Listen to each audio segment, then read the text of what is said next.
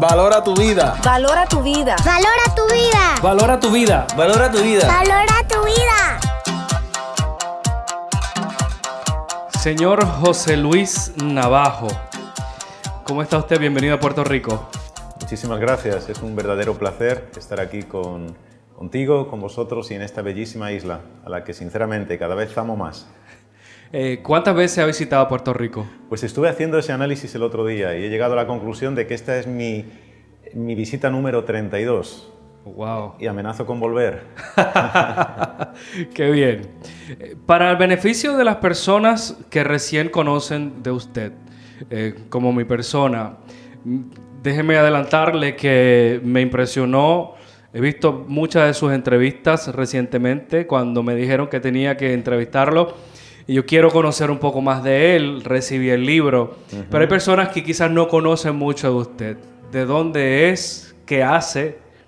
Bueno, pues mi nombre es José Luis Navajo y yo nací en la ciudad de Madrid, España. Allí nací un 8 de abril de hace demasiado tiempo. Si tuviera que referirme a mi función, a lo que en este momento despliego, bueno, hay varias pasiones en mi corazón. Una de ellas, soy pastor evangélico. Durante cerca de 30 años he ejercido el pastorado en una iglesia ya en España. Desde hace aproximadamente 7 años, esa línea de estar más ubicado en una iglesia se ha abierto a un ministerio a través del cual estoy desarrollando conferencias, seminarios en el ámbito nacional dentro de España, pero también en el ámbito internacional. Hay varios enfoques muy prioritarios en mis conferencias. Uno de ellos tiene que ver con la familia. La familia es una de las grandes pasiones y necesitaré volver enseguida a esto de la familia. El otro tiene que ver con el liderazgo, tanto el liderazgo eclesial como el liderazgo empresarial. Son dos de las pasiones fundamentales. Pero la otra gran función, lo que acelera mucho mi corazón, es precisamente la literatura. No estoy seguro de ser escritor, pero estoy absolutamente convencido de que soy lector. Soy una persona que lee todo y que lee siempre, y eso me hace ver el tremendo poder que tiene la literatura. Un detalle más respecto a mi biografía es que estoy casado hace 37 años. Tengo 2 hijas. La mayor, Kerit, ella tiene 34 años. La pequeña, aunque odia que la llame así, porque ya no es tan pequeña, tiene 26 años. Y tengo 3 nietos. Emma, de 5 años, Ethan, de 3 y Oliver, de 2. Todos ellos viven en España. Vivimos muy cerca, afortunadamente, gracias a Dios. ¿Cómo nace la pasión por la literatura? Pues, mira, yo creo que cuando yo vuelvo la vista atrás, lo que yo recuerdo siempre es a un niño sentado, a veces incluso en la calle, con la espalda apoyada en la pared y siempre leyendo un libro. Siempre leyendo un libro. Y en muchos de esos momentos, ese niño que leía el libro reflexionaba y decía, algún día yo también, algún día yo escribiré un libro. Así que es una pulsión interior que me acompaña desde que yo tengo uso de razón. Siempre fui lector y siempre anhelé ser escritor. Ok. Hábleme un poco sobre esta última experiencia de escribir.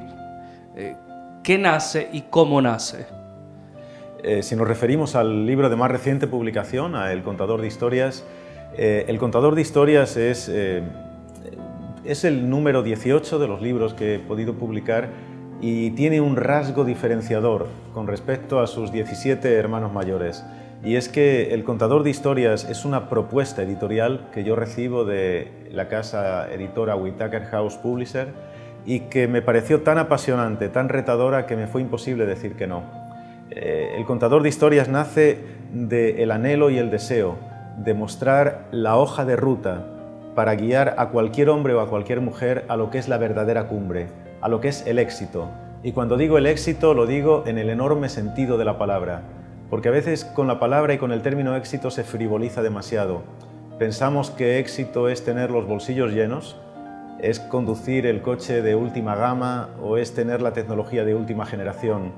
Puede que eso acompañe al éxito, pero eso no es el éxito, porque es posible tener los bolsillos llenos y sin embargo el alma vacía.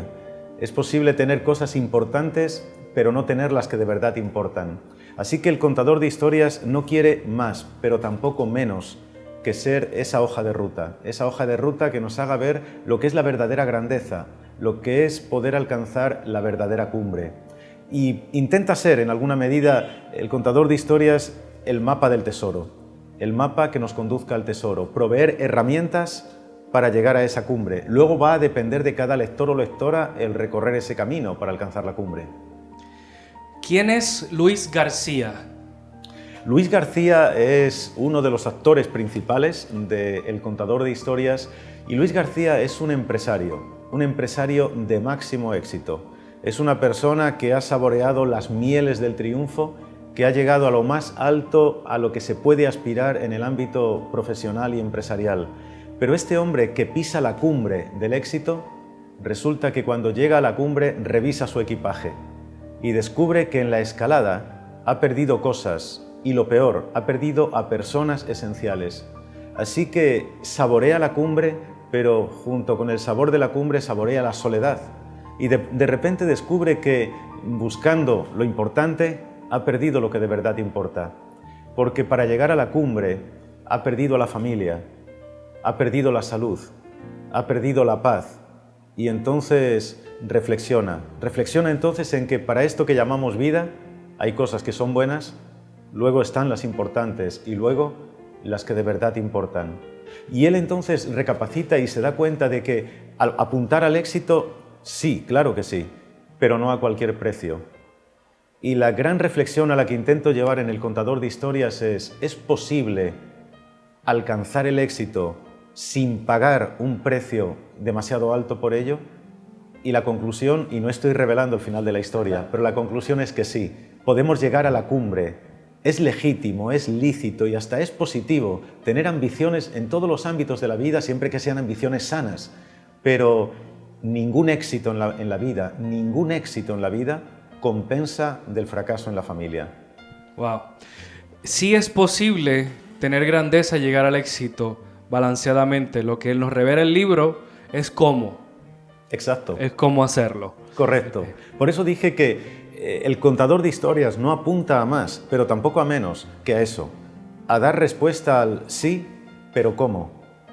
A ser la hoja de ruta, a intentar dejar las huellas sobre las que luego cada lector o lectora ha de pisar para llegar a esa cumbre.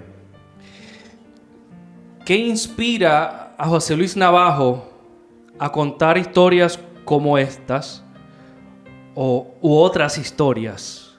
¿Qué le inspira? ¿Qué le llena?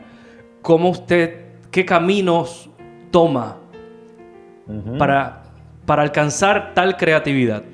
Bueno, mira, yo creo que todo escritor debe ser un gran observador. No significa que todo observador sea un escritor, pero todo escritor debe ser un observador. La mayoría de mis novelas están basadas en hechos absolutamente reales, como es el caso. El contador de historias está basada en hechos reales, absolutamente. Entonces, la mayoría de los libros que escribo nacen observando a las personas. Tengo una línea de literatura para niños, por ejemplo, y para escribir para niños yo me siento en un parque y los observo. Veo cómo juegan, veo cómo reaccionan, veo cómo responden. Tengo una línea de novela para jóvenes, entonces observo a los jóvenes. Así que la mayoría nace de la observación, de ver cómo reaccionan las personas. Ahora, muchas de las novelas que he escrito también están basadas absolutamente, y podría decir que son autobiográficas, en vivencias reales, en cosas que yo he experimentado. El contador de historias, por ejemplo, tiene un corazón de esencia de mi propia vida. Antes de ser pastor, antes de ser escritor y conferenciante, yo fui director de una reconocida empresa de telecomunicaciones en España. Fui director comercial. Sé perfectamente lo mullidos, lo cómodos y confortables que son los sillones de piel de un despacho lujosísimo. Sé perfectamente lo que es tener una bastante alta remuneración económica, pero sé también, y porque lo sé en propia experiencia, sé que eso no lo llena todo. Lo que dije antes lo repito, es posible tener los bolsillos llenos y el alma vacía. Así que me di cuenta de que cuando uno está lleno por dentro, es tan poco lo que necesita por fuera. Y como director comercial pude pisar también la cumbre de una gran proyección económica, financiera, y en alguna medida Luis García es un reflejo de mi propia historia también. Wow. Usted habla en el libro sobre el liderazgo de influencia versus el liderazgo impositivo. ¿Cómo una persona puede alcanzar ser un líder influyente? A veces sabemos lo que debemos hacer, pero no sabemos cómo hacerlo. Sí, esa es una paradoja y es algo tan importante abordar esto. ¿Liderazgo de influencia o liderazgo de imposición? Yo digo algo, una cosa es la autoridad y otra cosa es el poder. El poder viene dado por una posición. A mí me colocan en una posición estratégica y tengo poder. El poder viene dado por un patrimonio. Tengo mucho y tengo mucho poder. Pero la autoridad no descansa ni en posición ni en posesión. La auténtica autoridad no radica en qué posición ocupo o cuánto tengo. La autoridad es algo más inherente a la persona. La autoridad es algo que tiene más que ver con el carácter y el temperamento. Los auténticos líderes tienen autoridad y no tienen poder. Es decir, ostentan el poder, pero no se fundamentan en el poder para desplegar su autoridad. Si una persona tiene que recurrir al puñetazo en la mesa, al grito, a la descalificación, esa persona puede tener poder, pero no tiene autoridad. La persona que tiene genuina autoridad no tiene que gritar. Un susurro ya va a estar lleno de autoridad. No tiene que golpear con el puño en la mesa. Con la mano abierta está desplegando autoridad. Así que si alguien tiene que recurrir constantemente al poder, es porque ha perdido la autoridad. Y yo digo que los verdaderos líderes, insisto en esto, son personas de autoridad. Algunos de ellos, fíjate, han sido relegados, han sido enviados al último rincón, pero su autoridad sigue intacta, porque su autoridad no descansa en la posición que ocupaban y que ya no ocupan. Su autoridad sigue intacta y desde ese rincón siguen deslumbrando al mundo. Está el liderazgo de influencia y está el liderazgo de ejemplo. Sí, otro detalle absolutamente importante en el genuino liderazgo. El hombre sabio y la mujer sabia, la persona sabia, influye e instruye sin utilizar palabras. Lo hace simplemente con el ejemplo. El verdadero líder no es el que logra que otros lo sirvan, sino el que influye en los demás con su actitud de entrega y de servicio. En definitiva, la auténtica autoridad del liderazgo no radica en cuánto tengo, sino en cuánto soy capaz de dar. El genuino liderazgo no radica en cuántos me están sirviendo, sino en a cuántos soy capaz de servir. Ese es el verdadero líder, porque ese líder con su ejemplo está dejando huellas y esas huellas van a ser pisadas luego por otros. ¿Y qué es liderazgo? ¿Quién es un líder? Un líder es aquel a quien siguen. Aquel a quien siguen. Ese es un líder. Y para que lo sigan va dejando huellas en el suelo. Y por cierto, para dejar huellas en el suelo, lo primero es tener los pies sobre la tierra. Aquellos que se aupan demasiado, que se alzan demasiado, asombran, pero no transforman. Así es. Me voy un poco más personal, pero tiene que ver con el tema del liderazgo. ¿Cómo es papá, líder, ejemplo? Bueno, indudablemente, no tengo la más mínima duda. Y de hecho, Luis García, el protagonista del Contador de Historias, se dio cuenta de que eso fue una de las cosas que falló directamente. Mira, no podemos explicar ni calibrar el poder y la influencia y la autoridad que un padre puede ejercer en sus hijos. Tenemos que ser conscientes de esto.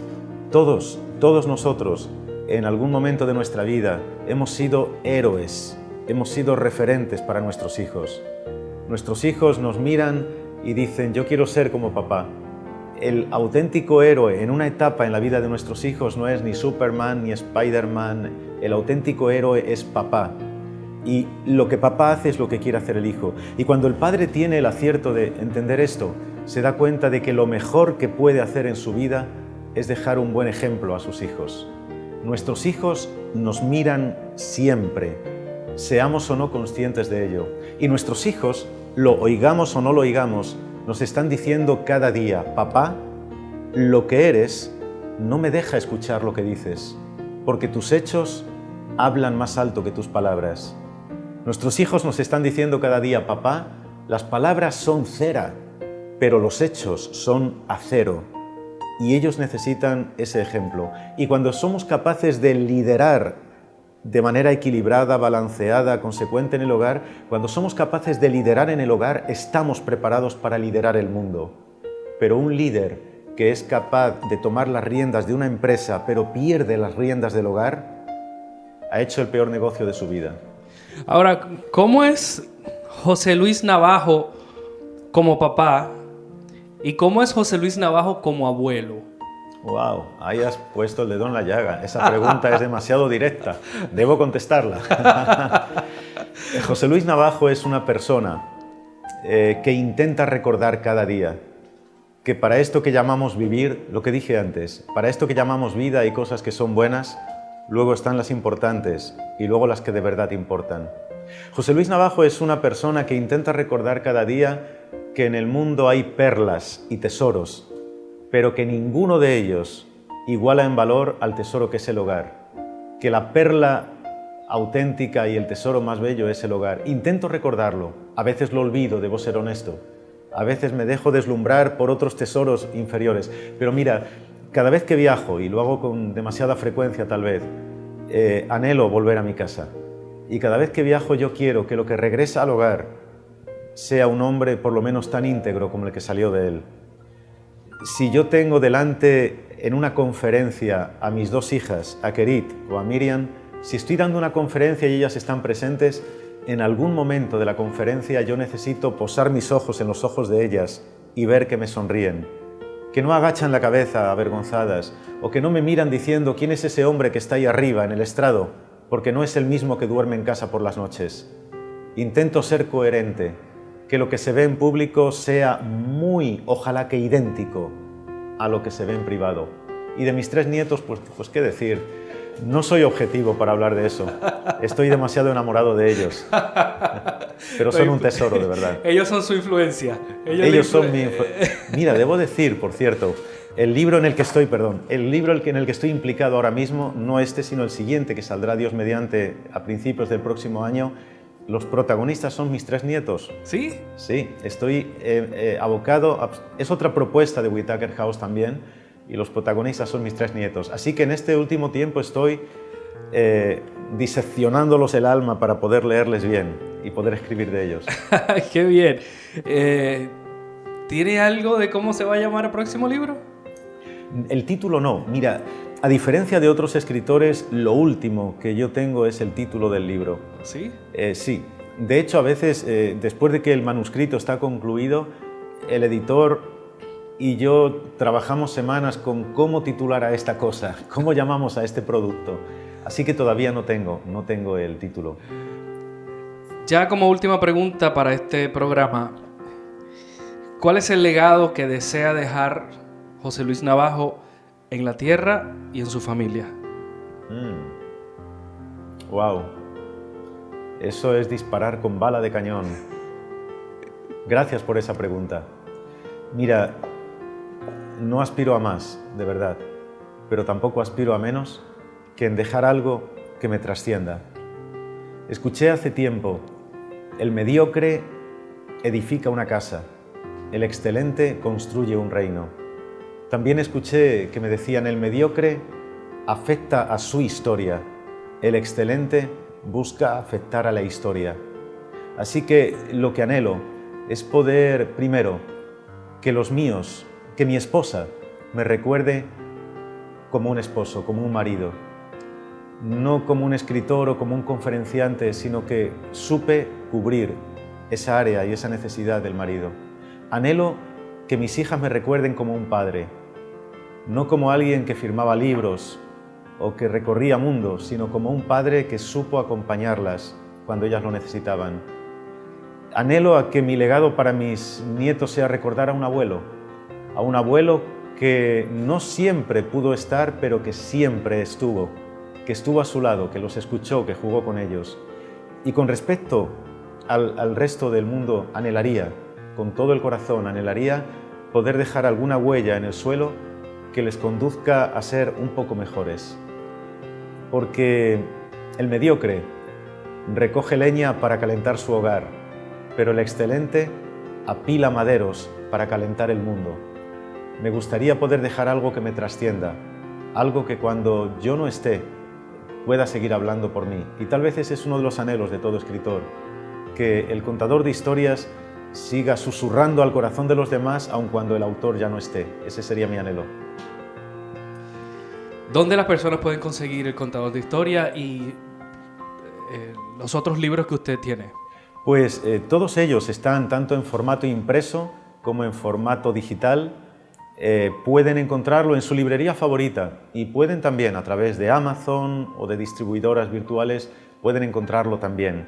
Así que El Contador de Historias está disponible ya junto con sus 17 hermanos mayores y también en mis redes. A mí me encanta poder estar en contacto con los lectores. Mi página web es www.joseluisnavajo.com. En Facebook, Twitter, Instagram estoy como José Luis Navajo, sin más. Y yo prometo contestar a quienes me escriban. Hace muchos años hice ese compromiso. Escribir es demasiado solitario. Así que cuando tengo ocasión de estar en contacto con mis lectores o lectoras lo disfruto. Así que prometo contestar. Valora tu vida. Valora tu vida. Valora tu vida. Valora tu vida. Valora tu vida. Valora